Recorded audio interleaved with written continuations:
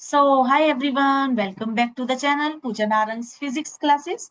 आज के लेक्चर में हम डिस्कस करेंगे मैग्नेटिक इफेक्ट ऑफ करंट, जो कि क्लास 12 का चैप्टर है और टारगेट है हमारा एस्टेट पीजीटी फिजिक्स का एग्जाम। उस एग्जाम को क्लियर करने के लिए हमें क्लास 11-12 का सिलेबस कवर करना है और उस सिलेबस को कवर करने के लिए डेली के हम कुछ टॉपिक्स कवर करते हैं। थोड़ा शोर है बाहर, please ignore it, because area ऐसा है हमारा तो यहाँ शोर रहता ही है। तो चलिए चलते हैं आज के टॉपिक की तरफ, ज्यादा टाइम वेस्ट नहीं करते। पर उससे पहले अगर आपने अब तक मेरा चैनल सब्सक्राइब नहीं किया है तो प्लीज सब्सक्राइब कर लो। टीजीटी की जो सीरीज है, टीजीटी साइंस के लिए सीरीज, वो मॉर्निंग में हमारी चल रही है, ठीक है। तो उसके लिए लेक्चर देखो सुबह आता है, पीजीटी फिजिक्स के लिए इवनिंग में मैं अपलोड कर रही हूँ। टीजीटी साइंस का केमिस्ट्री और बायो का भी हम किसी और टीचर से करेंगे। तो सारे सिलेबस को कवर करवाने की मैं कोशिश कर रही हूँ। और अगर आप चैनल को सब्सक्राइब नहीं करेंगे तो मुझे पता कैसे चलेगा कि आपको मेरा कंटेंट पसंद आ रहा है। तो चैनल को प्लीज सब्सक्राइब कर लो, वीडियो को लाइक कर दो और अपने सारे फ्रेंड्स के साथ शेयर कर दो। और पिछले वीडियोस देखने के लिए, उनको सपोर्ट करने के लिए thank you so much. So now let's go to the topic. Yes, तो मैंने आपको बताया था कुछ ऐसे क्वेश्चंस होते हैं जो कि जिनके लिए कंसेप्ट नहीं करना पड़ता। तो ये उन्हीं क्वेश्चंस में से एक है, बट इसका कंसेप्ट मैं आपको करवा चुकी हूँ। Number of significant figures. देखिए इस ये जो नंबर है, ये प्रीवियस ईयर क्वेश्चन है एस्टेट का, ठीक है। तो इसमें आपसे नंबर ऑफ सिग्निफिकेंट फिगर्स पूछे गए हैं। तो 0.001 यहाँ हमें नंबर ऑफ सिग्निफिकेंट डिजिट्स बताने हैं। तो वो कितने होंगे? तो ये देखिए, ये कौन सी जीरोस है? Leading zeros. तो इनको हम काउंट नहीं करेंगे। ये है एक नॉन जीरो नंबर और ये भी है एक नॉन जीरो नंबर। तो ये दोनों क्या है? सिग्निफिकेंट डिजिट्स हैं। और ये जो जीरोस हैं, ये नॉन जीरो नंबर्स के बीच में आ रही हैं, तो ये भी क्या है? सिग्निफिकेंट। तो यहाँ पे नंबर ऑफ सिग्निफिकेंट डिजिट्स कितने हैं? 4। आई होप ये आपको क्लियर होगा। चलिए नेक्स्ट क्वेश्चन। इस क्वेश्चन के लिए भी खास कंसेप्ट की जरूरत नहीं है, ये भी प्रीवियस ईयर क्वेश्चन है एस्टेट का। तो इस पे भी हम थोड़ी चर्चा कर लेते हैं। तो सबसे पहले है conductor surface is an equi potential surface. तो ये स्टेटमेंट हमारी बिल्कुल करेक्ट है। क्यों? क्योंकि जो कंडक्टर होता है उसके सरफेस पे पोटेंशियल क्या होता है? इक्वल रहता है, कांस्टेंट रहता है। तो हाँ, conductor surface is an equi potential surface. Next is surface charge density is present on the outer surface of the conductor. Yes, अगर कोई भी कंडक्टर है, उसकी शेप कुछ भी है, ठीक है, तो जो चार्ज है वो कहाँ रिसाइड करेगा? On its surface. अगर आपने प्लस टू का सिलेबस कभी भी पढ़ा हो तो उसके अंदर एक लाइन आती है, charge always resides on the outer surface of the conductor. तो चार्ज चाहे पॉजिटिव हो चाहे नेगेटिव हो, वो कंडक्टर के अंदर कभी भी नहीं होता, ठीक है। वो हमेशा कहाँ इकट्ठा होता है? कंडक्टर के सरफेस पे। तो सेकंड स्टेटमेंट भी सही है। तो यहाँ पे हमारा ऑप्शन आ जाएगा, चूज द करेक्ट ऑप्शन में, option number 1। Both the statements 1 and 2 are correct. Okay, तो हमारा ऑप्शन 1 करेक्ट है, ऑप्शन 2, 3, 4 रॉन्ग है। तो हम आ गए हैं हमारे आज के टॉपिक पर। टॉपिक का नाम है magnetic effect of current. So here are some previous year questions. यहाँ पर कुछ प्रीवियस ईयर क्वेश्चन मैंने आपके साथ शेयर किए हैं, जो कि इस चैप्टर से हमारे एस्टेट के एग्जाम में आए हुए हैं, पिछले 3 साल के एग्जाम से, 21, 22, 23। ये 3 इयर्स के पेपर से मैंने ये क्वेश्चंस उठाए हैं। और ये जो क्वेश्चंस है, ये मैं आपको एक बार व्यू दे रही हूँ कि कौन कौन से क्वेश्चंस आपके एग्जाम में आए हुए हैं। चार्ज पार्टिकल के मूवमेंट पे आया हुआ है, मैग्नेटिक डायपोल मूवमेंट पे आया हुआ है, यहाँ पर आया हुआ है लार्ज मेटल शीट, उसका मैग्नेटिक फील्ड बताना है। नेक्स्ट है current sensitivity of moving coil galvanometer, MCG, magnetic effect of current. इसी चैप्टर का एक टॉपिक है जो कि ऑलमोस्ट लास्ट में आता है।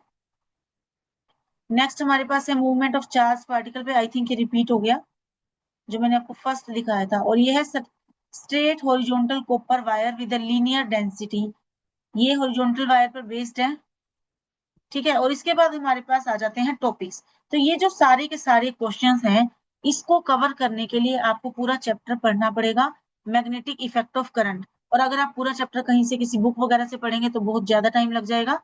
तो इसके लिए हम क्या करेंगे, चैप्टर को शॉर्ट में स्टडी करेंगे, चैप्टर की डेरिवेशंस नहीं करेंगे, सिर्फ और सिर्फ उसके फॉर्मूलाज जो है रिवाइज करेंगे और साथ में उसके बाद हम करेंगे ये क्वेश्चन। तो चलिए चलते हैं फर्स्ट टॉपिक की तरफ। टॉपिक का नाम है बायोट-सावर्ट्स लॉ। तो बायोट-सावर्ट लॉ देखने में होता है कुछ ऐसा। Biot Savart law is fundamental to magnetostatics, means magnets at rest. Okay, so mu naught by 4 pi I dl cross r, ये उसका फॉर्मूला है। और म्यू नॉट की वैल्यू होती है 4 pi into 10⁻⁻7 Tesla metre per ampere. पता है वैसे आज के टाइम में ना कंपटीशन का टाइम है, क्योंकि तो जो वैल्यूज है जैसे म्यू नॉट की वैल्यू है, ठीक है, वो सबको याद हो जाएगी। या फिर मैं बात करूं म्यू नॉट बाय 4 पाई की वैल्यू है, वो सबको याद हो जाएगी।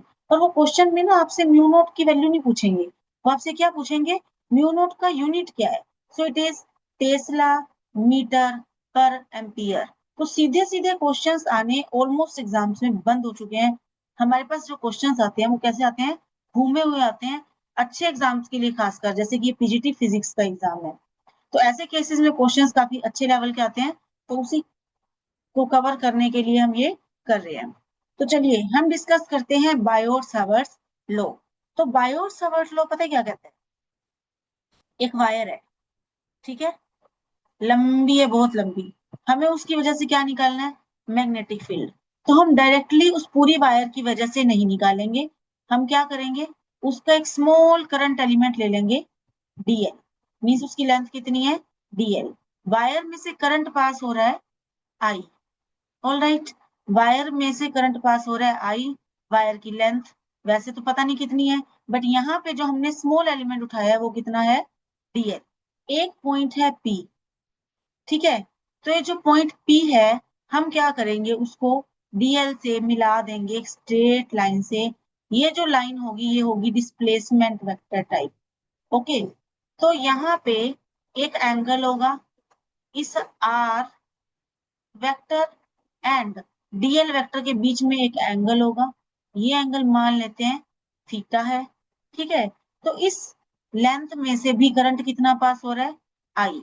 तो इसकी वजह से पॉइंट पी पे मैग्नेटिक फील्ड कितना होगा, मान लेते हैं कि बहुत ही स्मॉल सा मैग्नेटिक फील्ड होगा, डीबी, क्योंकि लेंथ भी हमने स्मॉल लिया है, इट इज डीएल, ठीक है। तो ये जो मैग्नेटिक फील्ड होगा ये प्रोपोर्शनल होगा किसके, आई के, डीएल लेंथ के, ठीक है, और साइन ऑफ थीटा, जो एंगल उनके बीच में है उसके साइन के, ठीक है। आफ्टर दैट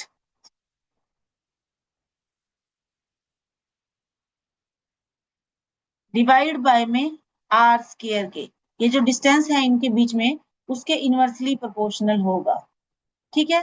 तो जैसे ही हम प्रोपोर्शनलिटी का साइन हटाते हैं तो यहाँ पे क्या आ जाता है, म्यू नॉट बाय 4 पाई, जो कि क्या है, प्रोपोर्शनैलिटी कांस्टेंट। और बाकी की जो टर्म थी I dl sine theta by r square, वो सारी की सारी एज इट इज यहाँ पे रहेंगी। और यहाँ पे आ गया देखिए म्यू नॉट बाय 4 पाई। अब हम करेंगे इसकी वेक्टर फॉर्म। मैग्नेटिक फील्ड जो है वो कैसी क्वांटिटी है, वेक्टर क्वांटिटी। मैग्नेटिक फील्ड निकाल रहे हैं, ठीक है, कैसी क्वांटिटी है ये, वेक्टर क्वांटिटी। ओके, तो ये जो मैग्नेटिक फील्ड है ये हमें वेक्टर फॉर्म में चाहिए, तब हम क्या करेंगे, dB is equal to mu naught by 4 pi, अच्छा आई डीएल हम आर से मल्टीप्लाई कर देंगे और आर से डिवाइड कर देंगे, तो नीचे आ जाएगा हमारे पास आर क्यूब, ठीक है, साइन थीटा। अब यहाँ पे ये जो डीएल और आर है ये आपस में क्या है, ये क्या है, दो वेक्टर्स हैं जिनको हमने मैग्नीट्यूड लिखा हुआ है और यहाँ पे उनके बीच वाला एंगल भी लिखा हुआ है साइन थीटा। तो एक फॉर्मूला होता है vector A cross vector B is equal to magnitude of A into magnitude of B into sine theta. Okay, तो यहाँ पे I DL R sine theta है, आई क्योंकि एक वेक्टर क्वांटिटी है, ठीक है, सॉरी आई जो है करंट जो है वो स्केलर क्वांटिटी है, बट यहाँ पे हम आई डीएल एक वेक्टर क्वांटिटी ले लेते हैं, और अगर आप इसको भी नहीं लेना चाहते, साइड पे रखो, आई यहाँ रखो, DL R sine theta. DL यहाँ पे क्या है, मैग्नीट्यूड, आर यहाँ पे मैग्नीट्यूड, थीटा उनके बीच का angle. So it is dl cross vector r, ठीक है, डिवाइडेड बाय हमारे पास क्या आ गया, आर क्यूब। ऑल राइट, तो यहां से हमारे पास इस स्मॉल मैग्नेटिक फील्ड की वैल्यू आ गई in the form of vector quantity. ठीक है, तो ये क्या है, vector form of Biot Savart's law. ठीक है, आई होप ये फॉर्मूला आपको क्लियर होगा। बहुत ही सिंपल सा फॉर्मूला है। मैग्नीट्यूड निकालना हो तो सीधा याद रखना है mu naught by 4 pi I d l sine theta by r square. और जनरली हमारे पास मैग्नीट्यूड निकालना ही आता है, बट अगर वेक्टर फॉर्म आ जाए तो ये भी आपको पता होना चाहिए। तो बायोट-सावर्ट लॉ का काम क्या है, इसका यूज क्या है, किसी भी करंट एलिमेंट की वजह से, मान लेते हैं यहाँ पे डीएल है, ठीक है, मैग्नेटिक फील्ड निकालना, स्मॉल मैग्नेटिक फील्ड डीबी निकालते हैं और फिर इंटीग्रेट करके डीएल को और यहाँ पे डीबी को दोनों साइड इंटीग्रेट करते हैं, तो हमारे पास आ जाती है कंप्लीट मैग्नेटिक फील्ड की वैल्यू। तो बायोट-सावर्ट लॉ की एक एप्लीकेशन करेंगे जिससे आपको बायोट-सावर्ट लॉ का यूज समझ आ जाएगा, magnetic field due to a circular loop. तो देखिए हमारे पास है एक सर्कुलर लूप, ठीक है, उसमें करंट दौड़ रहा है आई। ऑल राइट, मुझे चाहिए सर्कुलर लूप की वजह से उसके सेंटर पे मैग्नेटिक फील्ड। उस सर्कुलर लूप की जो रेडियस है इट इज आर। ठीक है, डीएल किस डायरेक्शन में काम करेगा, इस डायरेक्शन में। करंट आई ऐसे दौड़ रहा है तो करंट की डायरेक्शन हम क्या ले लेंगे, आई ले लेंगे। ठीक है, तो आई और डीएल में यहाँ एंगल कितना हो जाएगा, नहीं ऐसे नहीं होगा, चलो देखते हैं, आई और डीएल आ गया, बट आई और डीएल में यहाँ एंगल 0 डिग्री ओवरऑल, बट हमें आई और डीएल का एंगल चाहिए ही नहीं, आई और डीएल तो सेम डायरेक्शन में होते हैं। ठीक है, तो मैं आपको एक्सप्लेन करती हूँ प्रॉपरली क्योंकि ये मुद्दा क्या है। देखिए, ये एक करंट एलिमेंट था जो हमने पहले भी किया, ठीक है, आई करंट है, ठीक है, और डीएल क्या है, एक लेंथ। बट हम यहाँ पे चाहते हैं कि जो थीटा है ये भी इन्वॉल्व हो, तो हम क्या करेंगे, क्योंकि ये एक वेक्टर क्वांटिटी है तो आई हमेशा किसके अलोंग होगा, डीएल के अलोंग। देखिए करंट वायर से बाहर तो जाने से रहा, ठीक है, तो आई कहाँ होगा, हमेशा वायर के अंदर। तो आई और डीएल हमेशा सेम डायरेक्शन में होंगे, तो इसी को हम लेके चलेंगे आगे। इरेज कर लेते हैं जो मैंने फालतू लिखा है यहाँ पे।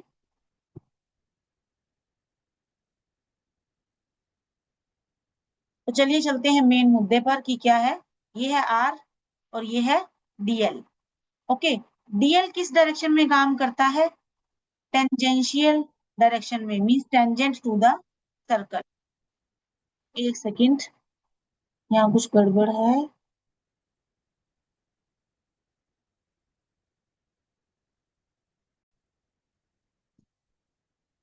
थोड़ी सी मार्कर में प्रॉब्लम हो गई थी। तो चलिए कंटिन्यू करते हैं टॉपिक को। एक रिंग है, ठीक है, हमें रिंग है या फिर सर्कुलर लूप है, उसमें करंट आई फ्लो कर रहा है, ठीक है, हमें निकालना है मैग्नेटिक फील्ड उसके सेंटर पे। तो सेंटर पे देखिए यहाँ पे निकालना है, रेडियस मान लेते हैं यहाँ पे आर है, ठीक है, और ये जो लेंथ है ये कितनी है, डीएल है। तो यहाँ पे इसकी वजह से, इस कंप्लीट लूप की वजह से जिसमें करंट आई फ्लो कर रहा है, सेंटर पे जो मैग्नेटिक फील्ड आएगा वो आएगा mu naught I by 2 pi r, ठीक है, और उसकी डायरेक्शन क्या आएगी, यहाँ पे इनवर्ड आएगी। अब ये डायरेक्शन इनवर्ड कैसे आएगी, देखिए ये हम जो डायरेक्शन निकालते हैं मैग्नेटिक फील्ड की, स्पेशली बायोट-सावर्ट लॉ में, तो यहाँ पे हम निकालते हैं क्रॉस प्रोडक्ट से, डीएल क्रॉस आर। डायरेक्शन का कंसेप्ट हम अभी समझेंगे। देखिए आपको क्या करना है, ये डीएल है, ठीक है, और ये हमारे पास क्या है, आर। आर हमेशा क्या होता है, line joining the current element and point P. तो ये जो डीएल है और ये आर है, आपको क्या करना है, अपनी फिंगर्स को डीएल की डायरेक्शन में रखना है और आर की तरफ घुमाना है। तो जिस तरफ आपका थंब जाएगा मैग्नेटिक फील्ड उसी डायरेक्शन में होगा। ठीक है, यहाँ पर देखिए डीएल की डायरेक्शन क्या है, ये है टेंजेंशियल, और आर की डायरेक्शन है इधर। तो डीएल क्रॉस आर हमारे पास यहाँ पे क्या आ जाएगा, डायरेक्शन अपवर्ड। तो यहाँ पे जो मैग्नेटिक फील्ड है वो कौन सी डायरेक्शन में रहेगा, अपवर्ड। तो और मैं आपको एक चीज बताती हूँ, मैग्नेटिक फील्ड की जो डायरेक्शन होती है ना, या किसी भी चीज की डायरेक्शन होती है, यहाँ पे हमें जनरली 3 डायरेक्शंस की बात करनी पड़ती है। एक्स वाई एक्सिस के साथ साथ हमें जेड एक्सिस भी लेना पड़ता है। तो कभी कभी डायरेक्शन के लिए ना यहाँ पे क्रॉस बनाया होता है, ठीक है, या फिर बनाई होती है एक डॉट। क्रॉस जो है वो दिखाता है कि जो फील्ड की क्वांटिटी है, या वो क्वांटिटी जो भी है वो कहाँ जा रही है, inside the paper.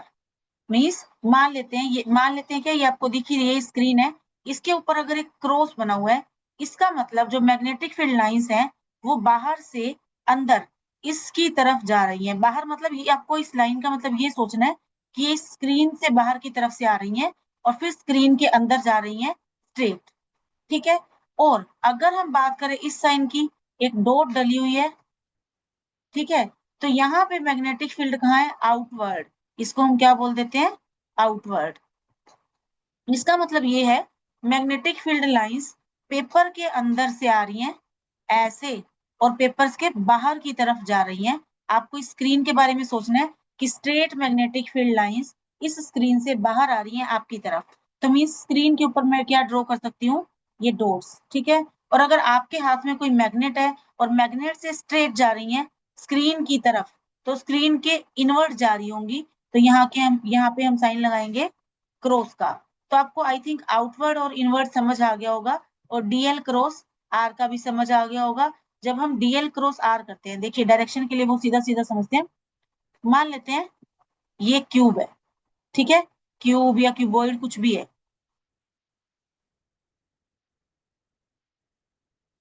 All right. यहाँ पे 2 वेक्टर्स हैं, पेन का कलर चेंज करके आपको ज्यादा समझ आएगा आई थिंक। ठीक है, ये है आपका वेक्टर ए और ये है आपका वेक्टर बी।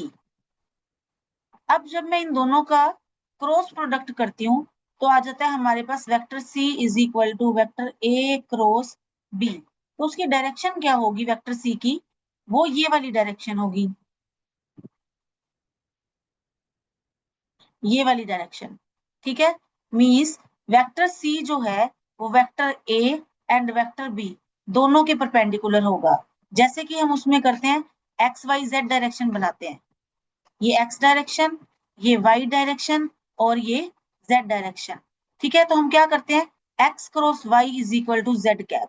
तो हम क्या करते हैं, अपनी फिंगर्स को रखते हैं एक्स की डायरेक्शन में, यहाँ पे आपको अपनी फिंगर्स रखनी है, और फिर उसको वाई की डायरेक्शन में घुमाना है, लेके जाना है। तो आपका थंब इस डायरेक्शन में पॉइंट आउट करेगा, तो ये आ गई हमारी जेड डायरेक्शन। सेम ऐसे जब हमें मैग्नेटिक फील्ड निकालना हो डीएल क्रॉस आर करके, ओके, तो हमें क्या करना है, अपनी फिंगर्स को डीएल की डायरेक्शन में रखना है और आर की डायरेक्शन में घुमाना है। ठीक है, तो जैसे ही मतलब जिस डायरेक्शन में हमारे पास क्या आ जाएगा, हमारा थंब पॉइंट आउट करेगा, उसी डायरेक्शन में हमारे पास मैग्नेटिक फील्ड होगा। और डीएल की डायरेक्शन क्या होगी, जैसे यहाँ पे हमें नहीं पता डीएल की डायरेक्शन क्या है, ये तो सिंपली डीएल है, इसकी कोई डायरेक्शन तो नहीं दी हुई, तो डीएल की डायरेक्शन वही होगी जो हमारे करंट की डायरेक्शन होगी। ठीक है, तो अगर करंट इधर जा रहा है तो डीएल की डायरेक्शन ये है, और अगर करंट इधर जा रहा है मीन्स डाउनवर्ड जा रहा है, तो डीएल की डायरेक्शन इस तरफ रहेगी। ठीक है, आई होप ये आपको क्लियर होगा। फॉर्मूला आपको मेनली याद रखना है यहाँ से, फॉर्मूला यहाँ पर क्या है हमारे पास, mu naught I upon 2 pi r. ठीक है, और डायरेक्शन यहाँ पे क्या आ जाती है, इनवर्ड। अगर हम करंट की डायरेक्शन अपोजिट कर दें, ऐसे की जगह अब करंट कैसे जाएगा, कुछ इस डायरेक्शन में, ठीक है, तो हमारा जो मैग्नेटिक फील्ड है वो कैसा हो जाएगा, इनवर्ड हो जाएगा। क्लियर। तो जो डायरेक्शन है वो डिपेंड करती है करंट की डायरेक्शन पे, मैग्नेटिक फील्ड की डायरेक्शन डिपेंड करती है करंट की डायरेक्शन पे। तो आई थिंक ये आपको क्लियर हो गया होगा, डायरेक्शन भी और magnetic field due to a circular loop भी। चलते हैं नेक्स्ट टॉपिक की तरफ। Magnetic field on the axis of a current loop. देखिए कुछ स्टैंडर्ड क्वेश्चन होते हैं जो हमें सोल्व करने होते हैं, उसमें से एक स्टैंडर्ड क्वेश्चन हम सोल्व कर चुके हैं, magnetic field due to a circular loop on its centre, on its centre. तो हमने ये फॉर्मूला जो किया है सेंटर के लिए किया है। नेक्स्ट है हमारा magnetic field on the axis of a current loop. अब हमने करंट लूप के सेंटर पे तो मैग्नेटिक फील्ड पहले निकाल लिया था, अब हमें निकालना है कि उसके एक्सिस पे कहीं, जैसे मान लेते हैं चूड़ी है या फिर एक ये करंट कैरिंग लूप है, उसका सेंटर है और सेंटर से जाने वाली जो लाइन है, ठीक है, उसको हम क्या बोल देते हैं, एक्सिस। इस तरफ भी हो सकता है और इस तरफ भी हो सकता है, तो हम एक तरफ का निकालेंगे और दूसरी तरफ का हमें खुद पता चल जाएगा, ठीक है। तो यहाँ पे एक पॉइंट P है जो कि सेंटर से x डिस्टेंस पे है, ठीक है, x सेंटर से वो x डिस्टेंस पे है on its axis at point P। All right, यहाँ पे हमने लिया है एक small element that is dl, ये रहा वो dl, ठीक है। dl और r के बीच में यहाँ पे एंगल कितना है, 90 डिग्री, ठीक है। तो जब हम डेरिवेशन करेंगे, डेरिवेशन पे हम नहीं जाएंगे, मैंने आपको पहले ही बता दिया था, बहुत लेंथी हो जाएगा ये, और हम इसको कवर भी फिर नहीं कर पाएंगे सारे सिलेबस को। ये जो डिस्टेंस है ये है r, ये वाला है x, और ये है कैपिटल R रेडियस, ठीक है। तो यहाँ पे जो मैग्नेटिक फील्ड आएगा वो कैसा आएगा, it is dx I cap mu naught I r square divided by 2 into x square plus r square raise to power 3/2। और आई कैप किस लिए है, क्योंकि यहाँ पे जो मैग्नेटिक फील्ड है वो कौन सी डायरेक्शन के अलोंग है, एक्स डायरेक्शन के अलोंग। जरूरी नहीं कि हमेशा एक्स एक्सिस के अलोंग हो, हमेशा आपको याद रखना है कि एक्सिस के अलोंग होगी। एक्सिस किसका, एक्सिस इस लूप का, करंट कैरिंग लूप का, जैसे ये करंट कैरिंग लूप है, ठीक है। यहाँ पे हमने एक पॉइंट लिया जो कि इसके एक्सिस पे है, ठीक है। तो जो मैग्नेटिक फील्ड है वो भी किधर होगा, इधर एक्सिस के अलोंग ही होगा, ना कि एक्स एक्सिस के अलोंग। अगर ये लूप का एक्सिस वाई एक्सिस के अलोंग हो तो जो मैग्नेटिक फील्ड है वो वाई एक्सिस के अलोंग ही जाएगा। और अगर लूप का एक्सिस जेड एक्सिस के अलोंग है, मतलब जेड के अलोंग है, तो जेड डायरेक्शन के अलोंग है, तो जो हमारा मैग्नेटिक फील्ड है वो जेड डायरेक्शन के अलोंग ही जाएगा, ठीक है। तो यहाँ पे आई कैप लिया हुआ है क्योंकि इन्होंने एक्सिस की डायरेक्शन भी एक्स एक्सिस ली हुई है। आपको ये फॉर्मूला याद रखना है, mu naught I r square divided by 2 into x square plus r square raise to power 3/2 into I cap. Next चलिए चलते हैं, एक बार फिर से मैं पहले वाला टॉपिक आपको रिवाइज करवा देती हूँ। ये एक लूप है, सर्कुलर लूप, ठीक है। मुझे मैग्नेटिक फील्ड फाउंड आउट करना है, इसके सेंटर के अलोंग एक लाइन जिसका नाम होता है एक्सिस, एक्सिस पे एक पॉइंट है, ठीक है। तो वहां पे जो मैग्नेटिक फील्ड है वो हमें फाइंड आउट करना है। वही मैग्नेटिक फील्ड हमने यहाँ पे राइट किया हुआ है, mu naught I r square divided by 2 into x square plus r square raise to power 3/2। और इसकी डायरेक्शन होती है वो भी इसी डायरेक्शन में होती है, ठीक है। इसके साथ मैं आपको बता दूं कि इसका जो ग्राफ हम ड्रॉ करते हैं बी विद आर, ठीक है, मैग्नेटिक फील्ड का ग्राफ ड्रॉ करते हैं हम, तो ये कुछ इस तरीके से रहता है, सेंटर पे मैक्सिमम होता है और साइड्स पे क्या हो जाता है, कम हो जाता है। तो ये जैसे नॉर्मल कर्व का ग्राफ होता है ना, ये वैसा ग्राफ है नॉर्मल डिस्ट्रीब्यूशन का। तो ये कुछ ऐसा ग्राफ रहता है, दोनों साइड सेम होता है। क्यों, क्योंकि देखिए मैग्नेटिक फील्ड की डायरेक्शन जो है यहाँ पे इसके एक्सिस के अलोंग है राइट साइड में, अगर हम लेफ्ट साइड में चेक करें तो भी इसके एक्स एक्सिस के अलोंग है, तो ये डायरेक्शन क्या रहेगी, सेम रहेगी। सेंटर पे मैग्नेटिक फील्ड क्या हो जाएगा, मैक्सिमम हो जाएगा, और इस तरफ जाए या इस तरफ जाए दोनों साइड क्या हो जाएगा, कम होगा, inversely proportional to 1/, x square plus r square raise to power 3/2, इसके अकॉर्डिंग आर के अकॉर्डिंग, ठीक है। तो ये कम होगा बेसिकली, तो ये कम होना हमने कुछ इस तरीके से यहाँ पे ड्रॉ कर दिया है। आई होप ये आपको क्लियर है। चलिए चलते हैं नेक्स्ट फॉर्मूला की तरफ। Magnetic field due to a long straight current carrying wire. Straight current carrying wire का मतलब क्या है, एक इनफाइनाइटली लॉन्ग वायर है, ठीक है, इसका कोई और छोर मींस एंड पॉइंट आपको पता नहीं है। तो ये जो मैग्नेटिक फील्ड हम निकालते हैं, कोई पॉइंट P है जो कि सेंटर से r डिस्टेंस पे है। ठीक है, अगर हमें यहाँ पे मैग्नेटिक फील्ड निकालना है तो यहाँ पे क्या आ जाएगा, B is equal to mu naught I divided by में 2πr। आई होप ये आपको क्लियर है। और r जो है परपेंडिकुलर डिस्टेंस है वायर से, जो मैंने आपको बता दिया। Direction right hand thumb rule से दी जाएगी। राइट हैंड थंब रूल देखिए कुछ इस तरह कैसे होगा, जैसे आई इस डायरेक्शन में फ्लो कर रहा है, आपको अपना थंब इस डायरेक्शन में रखना है। ओके, और अपनी जो फिंगर्स हैं वो इस डायरेक्शन के लॉन्ग लेके जानी है और उनको रोल करना है। रोल करना है मतलब कर्ल करना है, तो आपका मैग्नेटिक फील्ड आ जाएगा। यहाँ पे अगर हम थंब रखें राइट हैंड का, ठीक है, तो फिंगर्स को घुमाएं तो फिंगर्स कहाँ जाएंगी, अंदर की तरफ। तो यहाँ पे मैग्नेटिक फील्ड की डायरेक्शन क्या होगी, इनवर्ड। आई होप ये आपको क्लियर होगा। इसका मैग्नेटिक फील्ड का फॉर्मूला आपको जरूर पता होना चाहिए, म्यू आई अपॉन 2πr। ठीक है, और डायरेक्शन कैसे निकालते हैं, राइट हैंड थंब रूल से। एम्पियर सर्किटल लॉ क्या कहता है, एम्पियर सर्किटल लॉ एक बहुत अच्छा लॉ है। वो क्या कहता है, देखिए क्लोज्ड करंट लूप है, ठीक है, एक क्लोज्ड लूप है, इसको हम क्या बोल देंगे, एम्पीरियन लूप।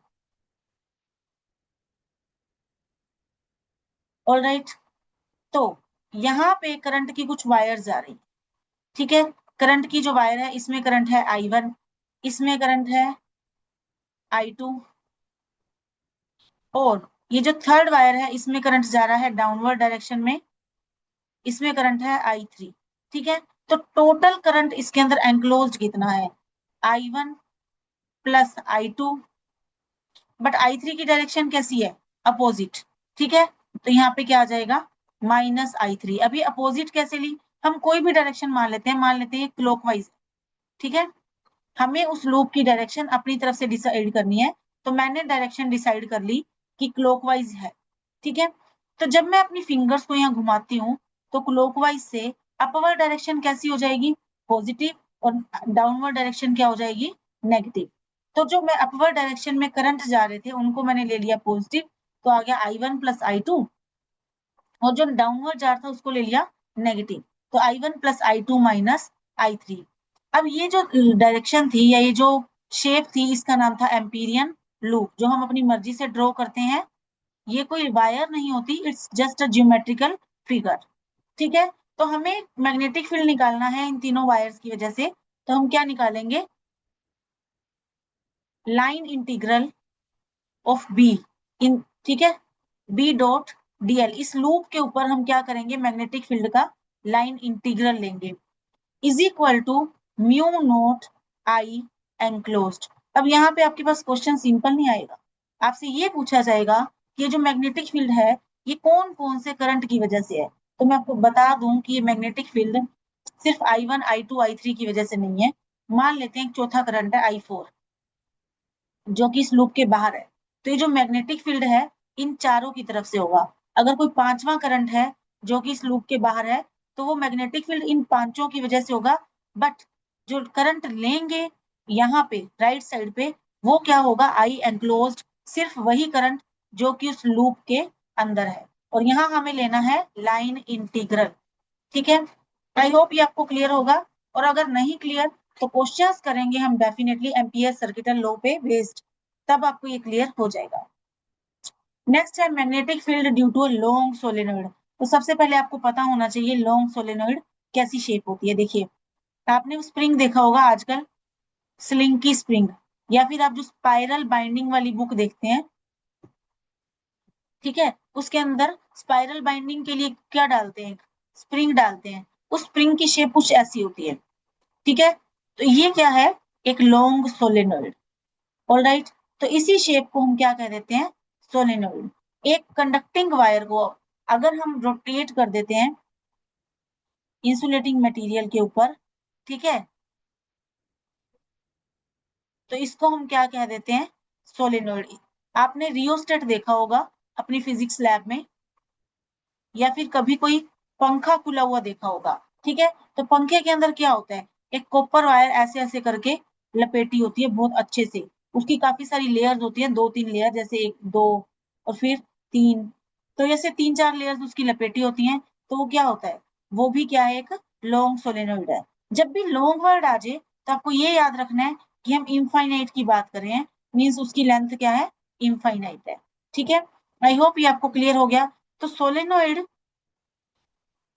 शेप अगर आपको क्लियर हो गई हो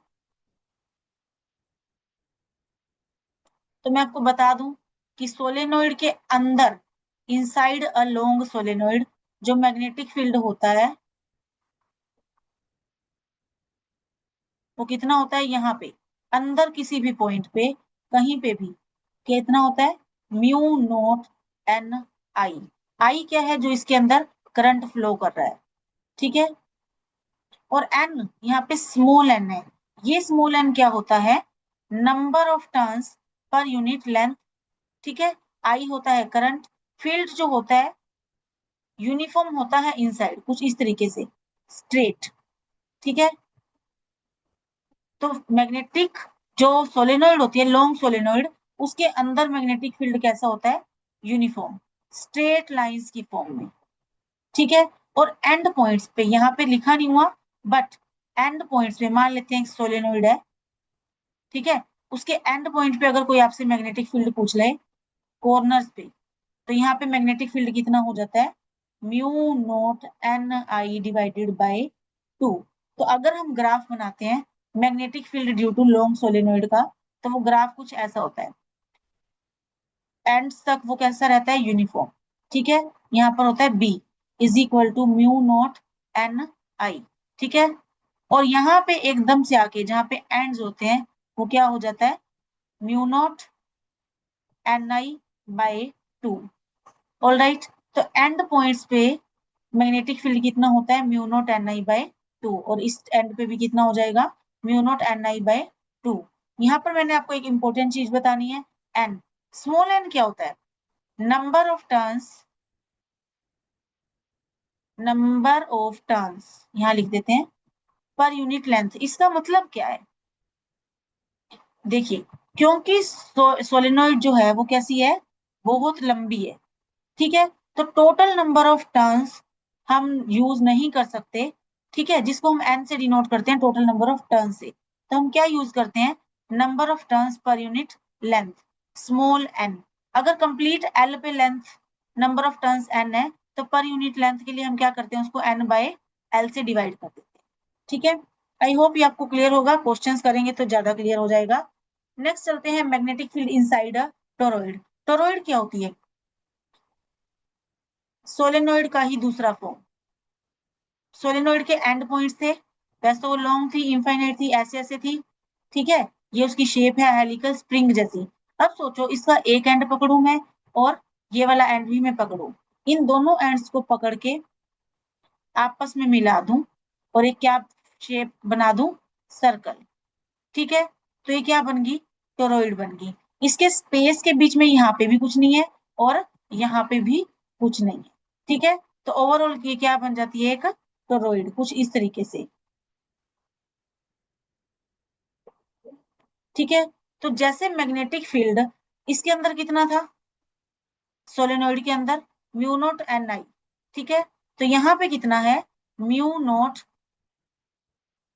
capital n I divide by में 2 पाई आर।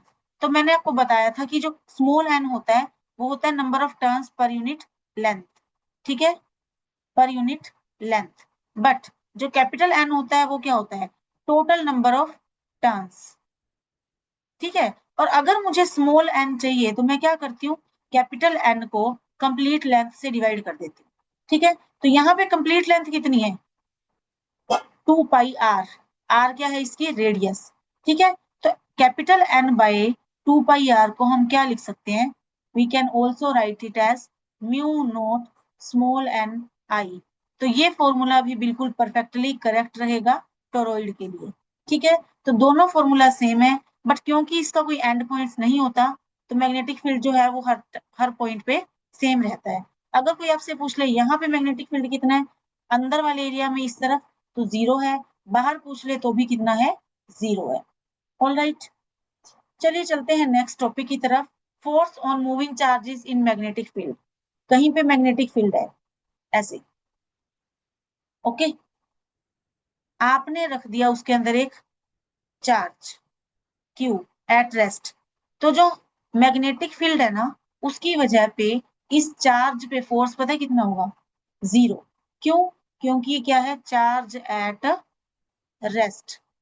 तो मैग्नेटिक फील्ड जो चार्ज रेस्ट पे होता है उस पर कोई फोर्स नहीं लगाता। अगर ये चार्ज वेलोसिटी से एंटर करता है, किसी वेलोसिटी v से, तब पॉसिबिलिटी है कि कुछ ना कुछ फोर्स इस पे लग सकता है। ठीक है, तो मूविंग चार्ज पे मैग्नेटिक फील्ड में कितना फोर्स लगता है? It is Q into V cross B। ठीक है, Q into V cross B। Q है चार्ज, V है वेलोसिटी ऑफ पार्टिकल, B है मैग्नेटिक फील्ड। ये तो थी वेक्टर फॉर्म। अगर हम निकालें सिंपल मैग्नीट्यूड, तो ये क्या आ जाएगा? Q v b sine theta. Theta यहाँ पे है angle between V and B। ठीक है, तो फोर्स का मैग्नीट्यूड कितना आ गया? Q v b sine theta. I hope ये आपको क्लियर होगा। इस पे बाकी की चर्चा हम कल करेंगे, आपके साथ डिस्कस करेंगे, वीडियो ज्यादा लंबी ना हो जाए। इसके लिए चलो करते हैं टाटा bye bye. Thank you so much for watching. Channel को सब्सक्राइब कर लेना। एस्टेट की तैयारी हम और अच्छे से भी करते रहेंगे। Thank you.